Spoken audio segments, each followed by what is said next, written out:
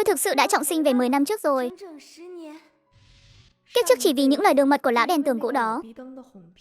Hắn đã lừa tôi nộp hết tiền lương của Cố Chiến. Mỗi tháng chỉ giữ lại cho mình đúng 5 đồng. Kết cục thì sao? Một trận cảm cúm dẫn đến viêm cơ tim đã khiến tôi đăng xuất. Tôi đã cầu xin bà ta đưa tiền để đi khám bệnh. Cầu xin anh chồng chị dâu đưa mình đến bệnh viện. Cuối cùng tôi đã ra đi vào ngày thứ 7 của trận cảm, trở thành linh hồn vất vưởng bên cạnh hai đứa con. Suốt 10 năm ròng rã, tận mắt chứng kiến hai đứa trẻ bị ghẻ lạnh, bị sỉ nhục, bị đánh đập và chửi bới. Tôi hận không thể xé xác cả nhà chị dâu. Tôi thề nếu được làm lại một lần nữa, nhất định sẽ khiến chúng phải hối hận vì đã đến thế gian này. Mình thực sự đã quay lại rồi. Đây là con của mình, cặp song sinh long phụng mà mình đã liều mạng sinh ra. Kiếp này có mẹ ở đây rồi. Đừng hòng có kẻ nào dám bắt nạt các con. Tuyệt đối không một ai được phép. Tầm này mà còn tự mở cửa vào nhà mình. Ngoài lão đèn bi đó ra thì chỉ có thể là tiểu đèn bi thôi. Dì ơi, người đến không phải ai xa lạ, chính là dì Trần Chu Lệ, người đã nuôi dưỡng tôi khôn lớn. Kiếp trước việc tôi đăng xuất đã mang lại nỗi đau vô tận cho dì và Dượng. Họ cứ dăm bữa nửa tháng lại đến làm loạn một phen. Thấy hai đứa nhỏ sống không được tốt, không biết đã cãi vã với lão già đó bao nhiêu lần, đã bao nhiêu lần tìm cách giành lại lũ trẻ. Có phải lão già không ra gì kia lại bắt nạt con không? Khương Chí Uy là một tay dì Trần Chu Lệ nuôi nấng. Năm cô lên 3 tuổi, mẹ vì làm việc quá sức mà đã ra đi. Cô bị gửi đến nhà ông nội, bị đày đọa suốt 4 năm trời. Cuối cùng dì Trần Chu Lệ vì quá xót xa mời đón cô về nhà chăm sóc. Lúc đó dì nhìn Khương Chí Uy đáng thương thui thủi một mình, dì mùi lòng nên đã nhận nuôi. Thấm thoát cũng đã 10 năm, cho đến năm 18 tuổi, Khương Chí Uy kết hôn với Cố Chiến. Sao vậy? Chịu uất ức gì sao?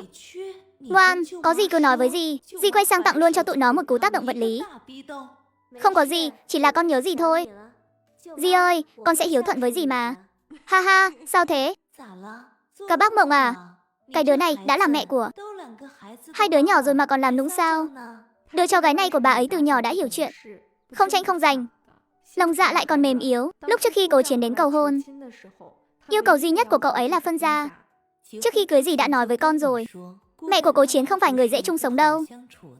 Con không tin, giờ thì biết khóc rồi đấy. Hồi đó nói gì con cũng chẳng chịu nghe. Nghe nói thằng út nhà họ sắp kết hôn rồi. Lão già đó có đến đòi tiền con không? Vâng, em út vẫn chưa kết hôn. Vậy là mình đã trực tiếp quay về lúc lão già đó chưa đến đòi tiền lương rồi. Dì yên tâm đi, lần này không ai hòng lấy được xu nào từ tay con đâu. Nụ cười này sao có cảm giác hơi rợn người thế nhỉ? Sao lại nghĩ như vậy? Phủi phui cái miệng, không phải đâu. Con phải biết chừng mực đấy. Cho 10 đồng hay 20 đồng giúp đỡ thì được. Đừng có khờ khạo mà dốc hết tiền ra. Đến lúc đó con với mấy đứa nhỏ lấy gì mà ăn uống? Ngay cả 10 đồng hay 20 đồng con cũng không cho. Không đời nào, tuyệt đối không có chuyện đó. Đây là tiền lương tháng này của Cố Chiến và thư của anh ấy. Con cầm lấy đi, dì phải về đây. Con cảm ơn dì. Nhà Trần Chu Lệ cách đây nửa tiếng đi bộ. Bà ấy đã cố ý dậy thật sớm để kịp về trước giờ đi làm. Mẹ ơi, mẹ đoán xem con vừa thấy ai nào? Sáng sớm gào thét cái gì, gặp ma à? Con vừa thấy gì của Khương Chí Uy rồi. Đến sớm thế này chắc chắn là tiền lương của chú hai về rồi. Hồi chú hai chưa lấy vợ, một nửa tiền lương đều nộp cho gia đình. Cả đội sản xuất có nhà họ Cố là sống thong dong nhất. Nhưng chẳng được mấy năm, Cố Chiến nói muốn kết hôn. Yêu cầu của nhà gái là phải phân gia. Lâm Thúy Tú là người đầu tiên không đồng ý. Thằng cả thì vô dụng, 3 đứa con còn phải đi học. Chú ba thì đang học cấp 3, em út thì đang học cấp 2. Lâm Thúy Tú khóc lóc thảm thiết, cũng không thể làm Cố Chiến đổi ý. Ngay hôm đó đã phân gia luôn. Hôm sau liền chọn một mảnh đất trong thôn, xây dựng 5 gian nhà. Mẹ, tính cách mẹ thế nào con đều biết rõ. Tính con thế nào mẹ cũng biết rồi đấy. Vợ người ta gả về đây đã quá đen đủi rồi. Giờ mỗi tháng con gửi mẹ với bố 5 tệ. Nếu để con biết mẹ bắt nạt vợ con, đừng nói là 5 tệ, đến 5 hào cũng không có đâu. Mẹ biết rõ Kiều Chí Uy có vị trí thế nào trong lòng con. Nói cái mạng này của con là cô ấy cứu cũng không sai. Nếu để con biết chuyện gì xảy ra, con thực sự không biết mình sẽ gây ra chuyện gì đâu. Lời của Cố Chiến không phải nói suông. Anh ta dám nói dám làm. Thằng bé này hồi nhỏ bị lợn rừng húc trúng đầu, nên sau này đầu óc không được bình thường. Mẹ, chú ba sắp kết hôn rồi. Bên kia đòi xính lễ 188 tệ.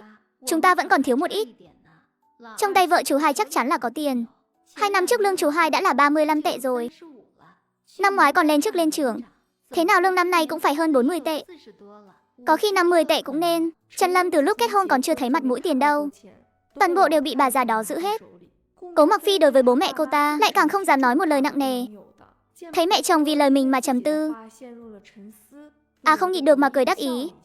Chỉ cần lấy được tiền lương của chú hai, ngày tháng của chúng ta sẽ dễ thở hơn nhiều.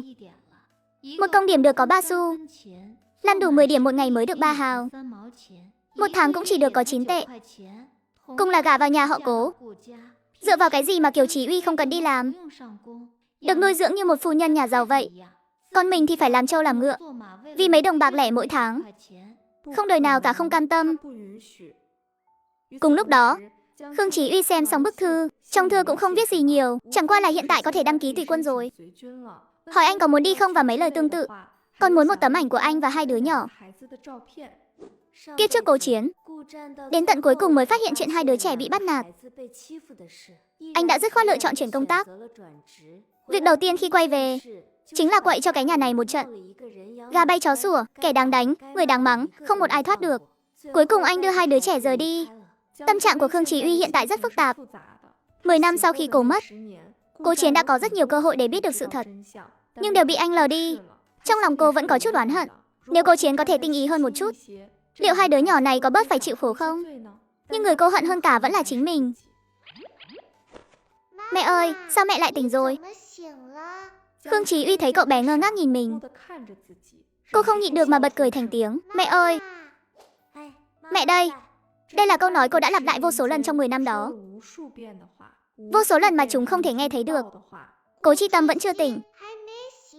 Đồ lười, con đã tự mình dậy rồi nè. Con cũng dậy rồi. Cố Chi Tâm cựa quậy vài cái rồi lại ngủ thiếp đi. Hừ, không dậy à? Vậy thì mẹ là của một mình con thôi. Khương Chí Uy đỏ hoe đôi mắt. Ông chặt lấy Cố Chi Vũ hơn nữa. Buổi trưa vừa tan làm, Lâm Thủy Tú đã tìm tới. Xem ra mình đến đúng lúc đấy. Biết đâu chừng lát nữa mình còn tranh được 1-2 miếng thịt mà ăn. Vợ thằng Hai, vợ thằng Hai ơi, mau mở cửa đi nào. Vợ thằng Hai, mẹ tới thăm con đây này. Hôm nay được ăn cơm trắng cơ à? Mẹ ơi, sắp đến Tết rồi à? Nghe thấy câu nói này, trong lòng Khương Chí Uy không khỏi xót xa. Bình thường chúng toàn phải ăn gạo lứt trộn lẫn với đậu. Lần cuối được ăn cơm trắng là từ hồi Tết rồi. Cuộc sống của họ thực ra không hề tệ. Chỉ riêng tiền lương của Cố Chiến đã đủ để nuôi sống cả 3 người bọn họ. Chỉ tại bản thân mình quá nhẹ dạ, nghe vài câu đã đem một nửa tiền tiết kiệm của gia đình đi cho. Còn cả tiền lương sau này của Cố Chiến nữa. Nghĩ đến đây, Khương Chí Uy hận không thể tự vả cho mình 2 cái. Mẹ ơi, bà đang gọi mẹ ở ngoài kìa. Thật sự không mở cửa cho bà sao? Ừ, con nói đúng. Giờ mẹ ra ngoài đây. Các con cứ ngồi yên trong nhà mà ăn cơm đi. Ái cha, đây chẳng phải là bà Đại Phi sao? Sao hôm nay con dâu thứ không cho bà vào nhà thế? Liễu Thúy Hoa, lo mà ăn cơm đi. Cơm cũng không bịt nổi cái miệng bà đâu nhỉ. Lâm Thủy Tú vốn dĩ đã không ưa gì bà ta, lúc này sắc mặt lại càng khó coi hơn. Tiện thể bà ta quát Khương Chí Uy với giọng gay gắt hơn. Khương Chí Uy, mở cửa mau. Lâm Thúy Tú nhìn thấy bát cơm trắng tinh trong tay Khương Chí Uy. Mắt bà ta sáng rực lên. Đúng là chị dâu cả nói không sai chút nào. Cuộc sống của nhà thằng thứ hai này của nhiên sung túc. Đến cả cơm trắng mà cũng được ăn rồi. Bà đến đây làm gì? Mau để mẹ vào. Mẹ vừa mới tan làm về, đói muốn hẹo rồi đây. Ai bảo con dâu thứ của tôi không mở cửa cho tôi nào? Chẳng phải nó ra mở cửa rồi đây sao? Không giống ai kia. Có mấy mống con trai mà chẳng có nổi một đứa con dâu nào. Nhà hết cơm rồi. Nói đi, tìm tôi có chuyện gì? Hết cơm rồi thì cô đừng ăn nữa. Cô có làm việc đâu. Đưa cơm đó cho mẹ ăn. Đang nói chuyện với cô đấy. Không nghe thấy à? Đang mơ ngủ đấy à? Bát cơm này tôi thả cho con gà mái già nhà tôi ăn. Cũng không cho bà, cho gà ăn. Ít ra nó còn đẻ cho tôi được vài quả trứng. Cho bà ăn rồi bà lại còn nhỏng mó cả con gà của tôi nữa. Khương Chí Uy, cô đang nói cái gì thế hả? Tôi nói là cơm nhà tôi, một miếng cũng không cho bà. Khương Chí Uy mỉm cười, rồi ăn nốt miếng cơm cuối cùng trong bát. Dù sao tôi cũng là mẹ chồng cô đấy. Cô dám ăn nói với tôi như thế hả? Tôi còn có thể nói khó nghe hơn nữa, bà có muốn nghe không? Chưa từng giúp được một việc gì, con cái thì chưa từng trông một ngày, mà bà còn đòi ăn cơm nhà tôi sao? Bà còn muốn tôi phải nuôi béo bà nữa chắc. Cô điên rồi. Có tin tôi đi mách thằng hai không hả? Bà cứ đi mà mách. Tốt nhất là gọi điện cho lãnh đạo của anh ấy luôn đi. Nói là vợ nó đạo đức suy đồi, đòi ly hôn kìa. Để xem lúc anh ấy về là sẽ phát điên với bà. Hay là phát điên với tôi. Nói hay lắm, xử bà đi. Được lắm Khương Chỉ Uy. Cô mở cửa ra, tôi không xử con khốn này thì không xong đâu. Mở cửa ra cho tôi. Lâm Thủy Tú rất cửa thình thình kêu vang dội. Đòi đánh tôi hả? Vừa hay tôi cũng muốn tác động cái đầu già này lâu rồi. Khương Chỉ Uy, mở cửa. Tôi không xử cô thì. Vừa hay tôi cũng muốn xử cái lão già này lâu rồi. Ai cha. Khương Chỉ Uy, cô dám đánh tôi. Tôi không chỉ đánh bà, mà tôi còn muốn tiễn bà đi luôn đấy. Lâm Thủy Tú, cái đầu già không chết này. Tôi còn chưa tìm bà tính sổ, mà bà còn dám đòi đánh tôi. Nếu tôi còn để bà bắt nạt nữa thì coi như sống uổng kiếp này. Hai đứa trẻ thấy tình hình không ổn, nhìn nhau một cái rồi lập tức đóng cửa lại. Liêu Thúy Hoa bị dọa sợ hãi. Định Thần lại thấy có gì đó không ổn, quay người chạy đi tìm người giúp. Không xong rồi, không xong rồi. Lâm Thủy Tú bị con dâu đè xuống đất tác động rồi. Anh cả Cố, mau đi xem đi. Mẹ anh sắp bị em dâu đánh đến mức đang sốt rồi kìa. Ôi giời ơi, không xong rồi. Chuyện lớn rồi, xảy ra chuyện lớn rồi. Trời ơi, tôi phải đi xem mới được. Tôi cũng đi, tôi cũng đi. Đây là thành phố Tây Hán mà. Ai mà chẳng biết Khương Chí Uy là người hiền lành nhất. Hiền đến mấy cũng không chịu nổi cái nết của Lâm Thủy Tú đâu. Mau đi xem đi. Đừng để xảy ra chuyện thật đấy. Trần Lâm nghe nửa ngày mới hiểu ra chuyện gì. Ôi trời, Cố đại phi, mau đi xem với tôi đi. Khương Chí Uy đang tác động vật lý mẹ ông kìa.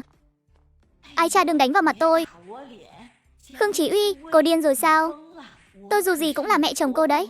Đợi thằng hai về tôi sẽ bảo nó cho cô đăng xuất. Ai cha, tôi không nói nữa, không nói nữa đâu. Tôi biết lỗi rồi, lỗi rồi. Khương Chí Uy, Khương Chí Uy, tiện tay vờ lấy dụng cụ đốn củi dựa tường, nắm chặt nó trong tay. Vợ thằng hai, cô đang làm cái gì thế? Dù có chuyện lớn đến nhường nào, cô cũng không được ra tay đánh người chứ. Huống hồ bà ấy còn là mẹ chồng cô. Thật là hả dạ. Lão già này cũng có ngày hôm nay sao? Hừ. Nói thì nghe dễ nghe lắm. Trong chuyện này cũng có phần của chị đấy. Tôi còn lạ gì chị nữa. Lâm Thủy Tú qua đây đòi xính lễ của tôi là do chị xúi giục đúng không? Khương Chí Uy lùi sát vào tường, siết chặt dụng cụ đốn củi trong tay, ánh mắt sắc lẹm chằm chằm nhìn Cố Mặc Phi. Lâm Thủy Tú rúc vào lòng con trai mình, miệng cứ kêu dê nồi Á liên hồi, khiến Cố Mặc Phi tức đến nắm chặt nắm đấm. Đại phi à, nếu con đến muộn một chút, mẹ chắc không còn được gặp các con nữa. Khương Chí Uy, cô ta điên rồi. Chẳng nói chẳng rằng là lao vào đánh. Tôi, ôi trời đất ơi. Tôi đã tạo nghiệt gì thế này? Số tôi sao mà khổ thế này? Vớ phải loại con dâu như thế này đây. Đúng thế, dù sao cũng không được đánh người. Vợ Cố Chiến, cô mau xin lỗi mẹ chồng cô đi. Chuyện gì vậy chứ? Sao đang yên đang lành lại biến thành người khác thế? Hừ, bắt tôi xin lỗi sao? Mơ đi nhé, con trai bà sinh ra mà bà lại đòi xính lễ của tôi sao? Cũng chẳng phải do tôi sinh ra, mở miệng ra là đòi những 288. Nhà anh cả đưa bao nhiêu? Nếu anh ta cũng đưa 288, thì nhà con thứ này cũng đưa 288. Vốn định nói thêm gì đó, Cố Mặc Phi lập tức im bặt. Mẹ à, mẹ thực sự đòi nó 288 sao? Ta không có. Lâm Thủy Tú dĩ nhiên chưa kịp nói. Bà ta còn chưa kịp mở miệng, đã bị Khương Chí Uy đè xuống đất tác động vật lý rồi. Không cái gì mà không. Bà không chỉ đòi tôi 288, bà còn muốn lấy luôn tiền lương của Cố Chiến. Anh ấy làm lụng vất vả bên ngoài mỗi tháng được 35 đồng. Chỉ vừa đủ cho ba mẹ con tôi ăn uống. Bà bảo lấy hết tiền lương đi, mỗi tháng chỉ đưa tôi 5 đồng. Có phải tôi còn phải cảm ơn bà không? Mọi người phân xử dùng tôi đi. Tôi gả vào nhà họ Cố cũng 5 năm rồi. Hai đứa nhỏ cũng sắp 4 tuổi rồi. Tôi là người thế nào mọi người đều rõ. Có bao giờ tôi nói nửa lời không đâu. Lúc tôi sinh hai đứa nhỏ bị băng huyết, suy chút nữa là đăng xuất rồi. May mắn sinh được cặp song sinh long phụng. Bà Lâm Thủy Tú này không chăm tôi ở cữ lấy một ngày, cũng chẳng giúp tôi trông con lấy một ngày. Tôi đều không nói gì, tôi đều cam chịu hết. Nhưng lần này bà ta quá đáng lắm rồi. Sức khỏe tôi không tốt, không đi làm công điểm được. Cả nhà bốn miệng ăn trông chờ vào 35 đồng của Cố Chiến. Trong 35 đồng này đã có 5 đồng gửi cho các người rồi. Bà muốn lấy hết, chỉ để lại cho tôi 5 đồng. Thì ba mẹ con tôi lấy gì mà ăn uống? Hai đứa nhỏ cũng chạy lại. Đứa bên trái đứa bên phải ôm chặt lấy chân mẹ, rồi khóc òa lên. Mẹ ơi mẹ đừng khóc, bà nội ơi. Bà đừng bắt nạt mẹ con. Cha con bảo rồi, sức khỏe mẹ con không tốt. Bà đừng bắt nạt mẹ. Bà làm thế này là không công bằng rồi. Đúng đấy, vợ cố Chiến đâu có giống chúng tôi. Chúng tôi còn đi làm được, cuối năm còn được chia lương thực. Chẳng phải sao? Dù thế nào cũng không thể đòi tới 288 đồng chứ. Thời buổi này đào đâu ra nhà nào có sẵn 288 đồng, và lại tiền lương đều đưa cho bà hết rồi. Vậy thì còn gọi gì là phân gia nữa. Vợ cố Chiến à, cháu cũng đừng khóc nữa. Chuyện này là mẹ chồng cháu có hơi quá đáng thật. Nhưng cháu cũng không đúng. Sao cháu lại có thể ra tay chứ? Nhìn xem bà ấy bị cháu đánh thành ra thế này rồi. Mau xin lỗi mẹ chồng cháu đi. Đội trưởng không biết đã đến từ lúc nào. Vừa tiến lại gần, liền thấy trên tay Khương Chí Uy vẫn còn cầm đồ chơi. Tim ông ấy cũng run lên bần bật. Sao còn cầm đồ chơi thế kia? Mau bỏ xuống đi. Nghe thấy không, đều là người một nhà cả. Đây là làm cái gì vậy chứ? Chú ba, quá đáng lắm rồi. Bà Lâm Thúy Tú này hiếp người quá đáng. Bà cũng thật là... Nhà tử tế nào kết hôn mà đòi những 288 đồng. Sao bà không đi cướp luôn đi? Tôi không có mà. Không phải tôi đâu. Tôi thật sự không nói thế. Là cô ta lừa mọi người đấy. Lâm Thúy Tú đúng là ngậm bồ hòn làm ngọt. Nhưng chẳng có ai tin bà ta cả. Thôi được rồi, chuyện này bỏ qua đi. Cứ theo lời Khương Chí Uy nói. Anh cả góp được bao nhiêu thì góp. Đều là anh em trong nhà. Giúp đỡ trong khả năng là điều nên làm. Thế không được, sao mà đủ chứ? Sao lại không được? Văn bản phân gia của chú 2 ngày trước vẫn còn ở nhà tôi đây này. Có cần tôi mang ra đây không? Hay là để tôi gọi điện cho chú 2, kể cho nó nghe lúc nó vắng nhà bà đã bắt nạt vợ con nó như thế nào. Thế sao mà giống nhau được? Anh cả một ngày là 10 công điểm, một tháng cũng chỉ được 9 đồng bạc. Còn 3 đứa con phải đi học nữa. Lấy đâu ra tiền chứ? Chú 2 thì khác hoàn toàn. Tiền lương năm kia của nó đã là 35 đồng rồi. 2 năm này chắc chắn là đã tăng lương. Và lại ba mẹ con bọn họ thì ăn hết bao nhiêu gạo chứ? Không được, mỗi tháng chúng ta bù vào một ít. Ít nhất cũng phải lo xong đại sự của chú Út đã. Bà ta biết rõ con trai cả của mình có bao nhiêu tiền. Cùng lắm tiền cỗ bản cũng chỉ tầm 20 đồng. Anh ta góp hơn 20 đồng. Khương Chí Uy cũng góp hơn 20 đồng. Vậy hơn 100 đồng còn lại lấy ở đâu ra? Chú ba, chú thấy rồi đấy. Bà ta cứ ép tôi như vậy. Hồi đó tôi sinh con phải vào bệnh viện. Đều là tiền của dì dượng tôi bù vào. Tổng cộng hết 486 đồng. Đến tận năm ngoái, tháng nào tôi cũng phải uống thuốc. Chuyện này bà Thúy Hoa cũng biết rõ. 2 đứa nhỏ lớn lên bằng sữa bột. Đều là do dì dượng chu cấp cho tôi. Nhà họ Cố các người chưa từng bỏ ra một xu nào. Bản thân chúng tôi còn đang mắc nợ đây. Lấy đâu ra tiền mà bù trì? Thằng Út, mày bớt bốc phét đi. Tao không tin là mày không có tiền. Để tao vào trong lục soát. Lâm Thúy Tú vừa nghe thấy thế liền nổi đoá. Giọng bà ta nghe vừa thê thế vừa chói tai. Nghe mà Khương Chí Uy lại thấy nóng máu. Bà muốn ép tôi đăng xuất đúng không? Được, vậy tôi sẽ tiễn bà đi cùng luôn. Một người đăng xuất cũng thế thôi. 2 người cùng đăng xuất thì tôi còn hơi chán.